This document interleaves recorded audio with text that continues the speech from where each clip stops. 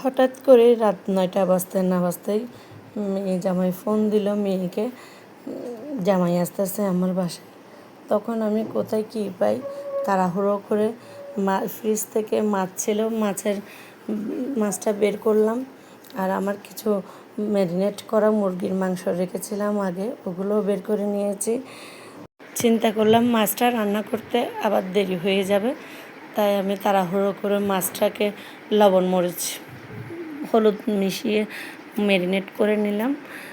আমি চিন্তা করলাম যে আজকে চিকেন করব, মাছটা ফ্রাই করব আর ডাল রান্না করব, ডিম সিদ্ধ করলাম। বাস, আগেরও কিছু তরকারি রান্না করা ছিল। এখন যেহেতু রাত ৯টা ৯:30 বেজে যাচ্ছে, এগুলা করতে করতে দেরি হয়ে যাবে ভেবে হাতের কাছে যা পেলাম তাই তাড়াহুড়া করে রান্না করে ফেললাম।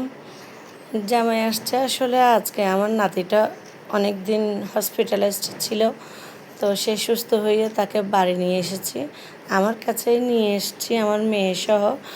তাই ওর বাবা ওকে দেখতে আসতেছে। কিছু তো বলা যাবে না, স্বাভাবিক, জামাই মানুষ আসবে, যেহেতু মেয়ে নাতি আমার কাছে আছে। আমি হাতের কাছে যা পেলাম তা আজকে তাড়াহুড়া করে রান্না করে তাকে খাওয়াই দিলাম। যদিও অন্য সময় আরও অনেক আইটেম করা হয়, যদি আগে থেকে জানা হয় যে মেহমান আসবে বা মেয়ে জামাই আসবে, অনেক আইটেম রেডি করি। তো আজকে সাদা সিধা অল্প আইটেম দিয়ে জামাইকে খেতে দিয়েছি। আর আমার মেয়ের জামাইগুলো আমার ছেলের মতো, তারা খুব ভালো।